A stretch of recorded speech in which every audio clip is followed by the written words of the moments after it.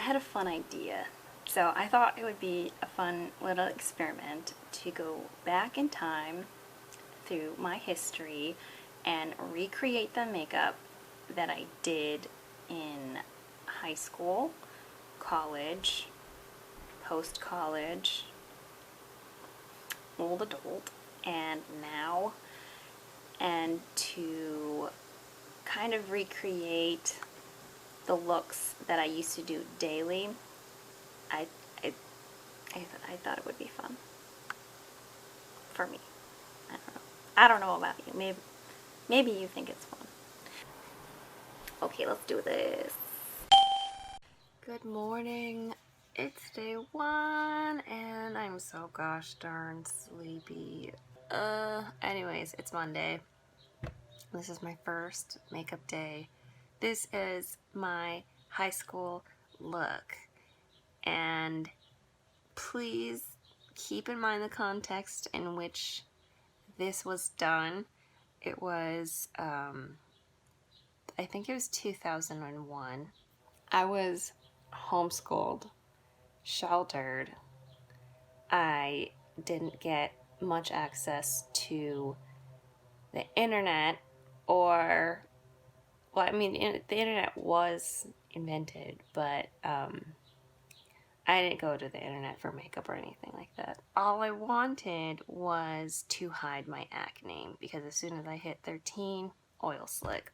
I was just breaking out everywhere. I just wanted my skin to look perfect.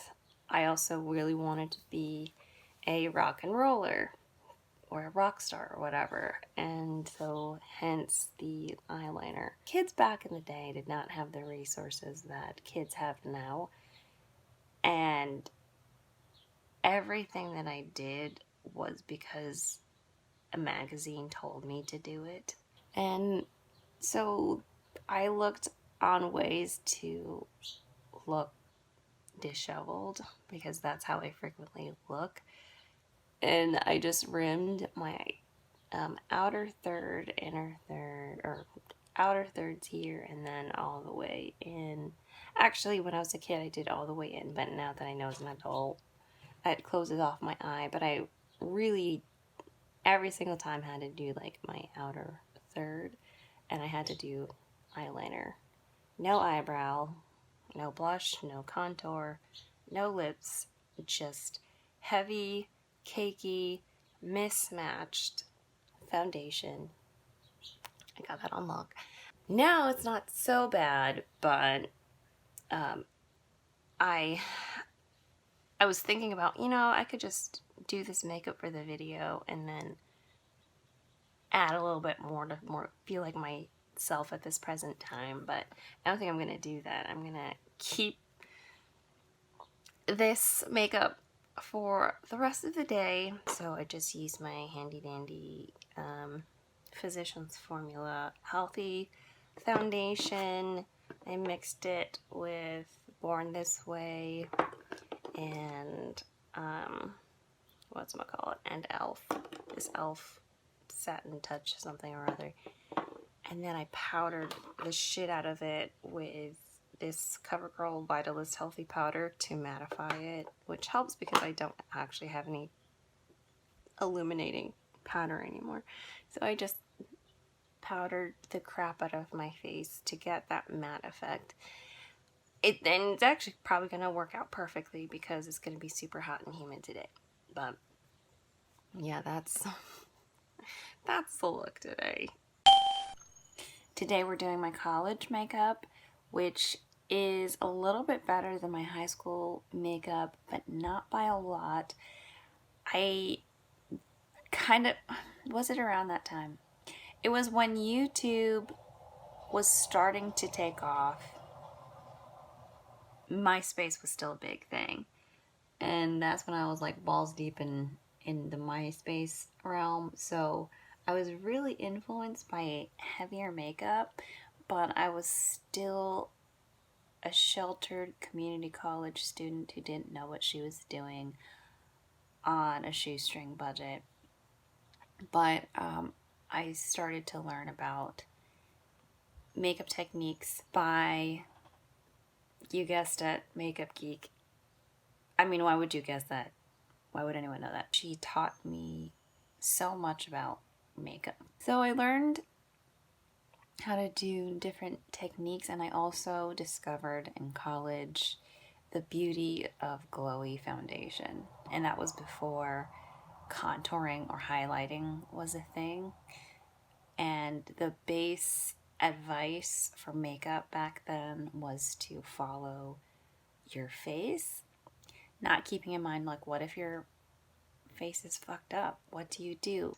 Back in the day, I had Pixie skin tint that had the concealer near the cap. I don't know if they sell that anymore because I don't really use Pixie anymore except for the glow tonic. I remember hating it so much because all I wanted was full, like a full coverage makeup, but they didn't really have that at the drugstore. It was like light to medium. I got a job at Starbucks or like a Japanese restaurant or whatever, and then I invested in Stila Aqua Glow, I think it was, and that was my first high-end foundation, and I loved it.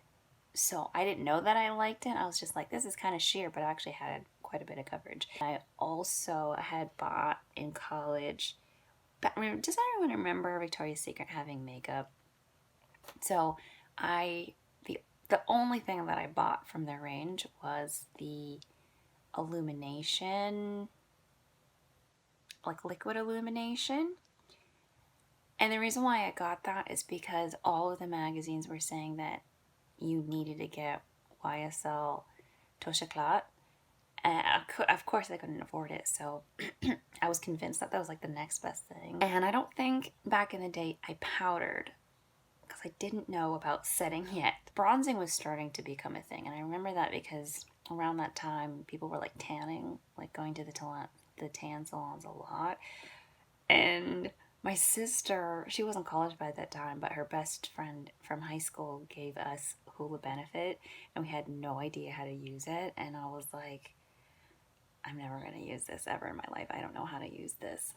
But I discovered bronzing a little bit later in life. Anyways, I didn't bronze. That's the point of my story. And then my eyebrows, they were not shaped back in the day. I just generally followed the shape of my brows, no matter what the shape was. If it was a fucked up shape, it was going to be fucked up brows for the rest of the day. I don't remember which palette that I used on a normal basis. I remember really lusting after NARS Orgasm because, again, the magazines were like, you need NARS Orgasm. It's going to give you the best orgasmic flush of your life. But there's something kind of what I wish orgasm was. And this is from the Tina Young palette. There's this shade called Flaunt It, and it's like that corally pink shade with a gold shift. I was really into the French look, mainly because I needed a look that wasn't too fussy, and I probably stole my mom's like berry lipstick, but I was like really obsessed with berry lipstick as I am now. And today I use the Anastasia matte lipstick in Rum Punch, and I brightened it with Tannin from Bite Beauty, and I didn't get any proper brushes until I was like 25. So there you go. And I used CoverGirl on my eyes today. It's the Milani eyeliner. I could not live without eyeliner. It was the only thing that made me feel alive. But yeah, that's what my makeup was in college. A little bit better than high school. But I will say, so far in these past 2 days, doing my makeup is so fast. I don't remember if it was that fast when I was growing up as a young adult, but this makeup look, 15 minutes. Usually, present day, it takes like an hour. Good morning, day 3. This is my post-college look. This is the look that I tried to perfect right after I dropped out of college. No, I am not a college graduate. I feel like that should explain a lot about me. I kind of was forced to drop out of college because my parents, well, my dad in particular, was going batshit crazy, and they were the ones paying for my tuition. They definitely made too much for me to make it out on my own, so I just dropped out, and ever since then I've been trying to get back, but I haven't been back. Anyways, after I moved out, I moved to Reno, where my sister and my long long distance boyfriend at the time was living, and for whatever reason I became obsessed with the hills. I watched all the seasons leading up until Lauren Conrad left, and I didn't like Lauren Conrad's style, but I really liked Audrina Patridge's style, and I needed a little bit of identity. What am I trying to say? When I was living in Reno and I was around my sister, who has a strong personality, and then I had an ex-boyfriend, or boyfriend at the time, who was very controlling. And so I felt like I didn't know who I was. And living in Reno, I was like, well, I can take my California roots and pretend I'm on the hills. I tanned a lot. I grew out my hair really long. I tried to do the whole like beachy wavy thing. That does not work for me. It was not me, but I tried to make it me. Long story short, I tried to kind of copy Audrina's eye makeup style, so that bronzy, smoky look. It was such a bad time for me back then. I honestly don't remember all of the products I used. I tried to block out that part of my life. Because I don't remember the products that I used or my techniques, I just kind of use the techniques that I know now with the products that I have now, obviously. And what I focused on was actually just like bronzy skin. I remember bronzing the hell out of my skin. Today I used butter bronzer, Physicians Butter Bronzer in the light bronze, and did the perimeter. Kind of use it as like a transition color for my cheeks.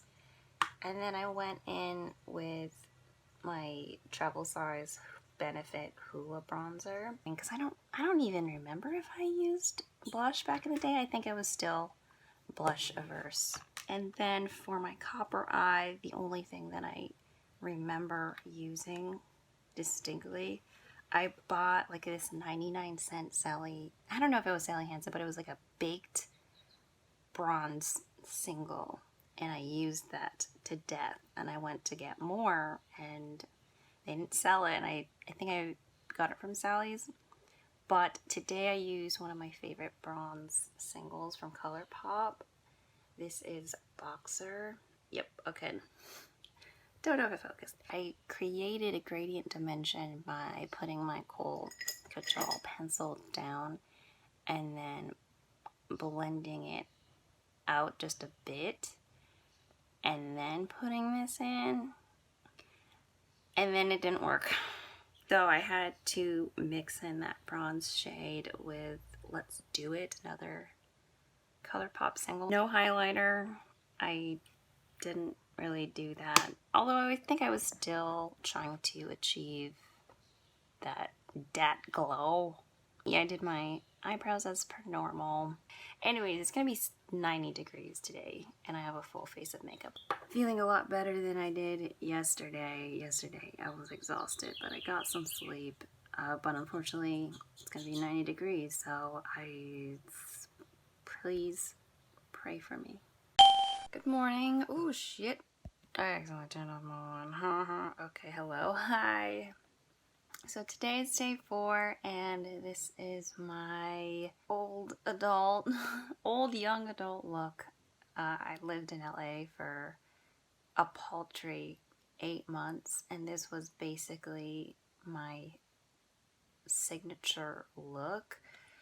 It was founded by the fact one of my coworkers told me that I reminded him of Audrey Hepburn, and I was like, sweet, I'm gonna run with that. I started to move my evolution of beauty towards the era of the 60s, and so hence we have this Christie's interpretation of modern 60s. It's a rainy day. Sorry if you can hear rain, but this is what happened.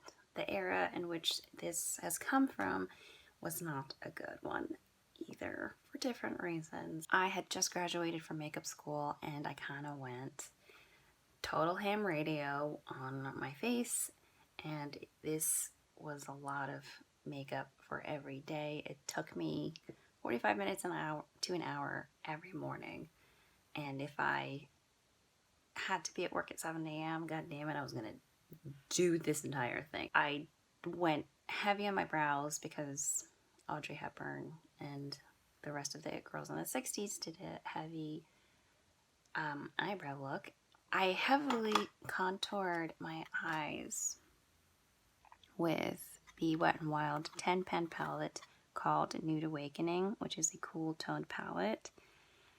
You know, it's not a bad palette. I don't like the shimmers necessarily, but I used the transition colors on the top and the bottom to create some depth because my eyes are slightly hooded, but they are a bit flat up here.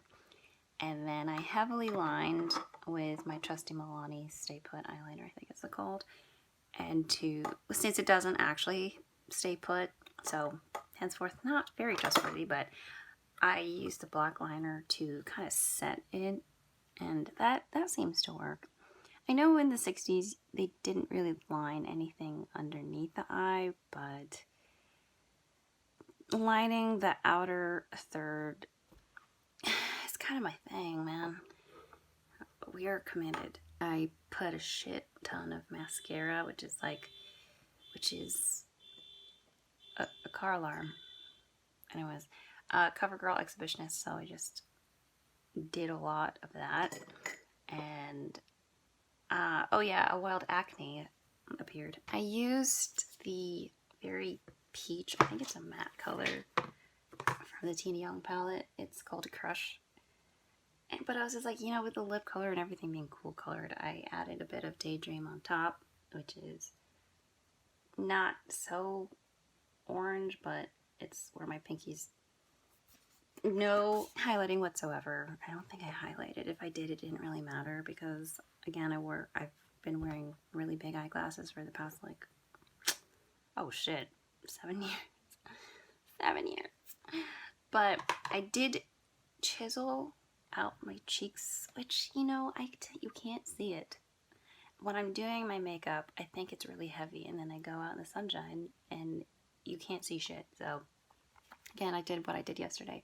I used the butter bronzer and light bronze to create a contour bronzing layer, and then I went in with the actual contour with Benefit Hoola, which I'm trying to use up.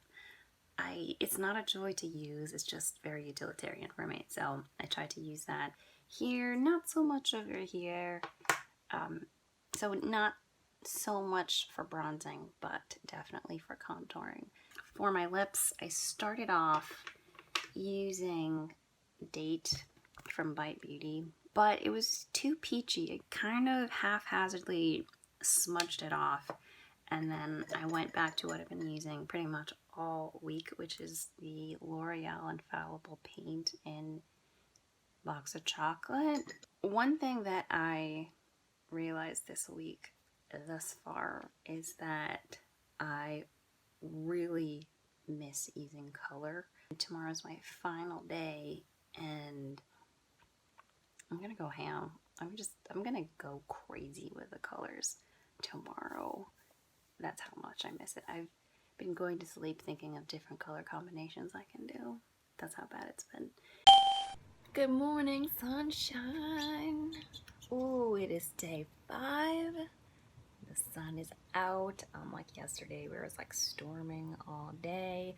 Look how awkward my position is. Oh gosh.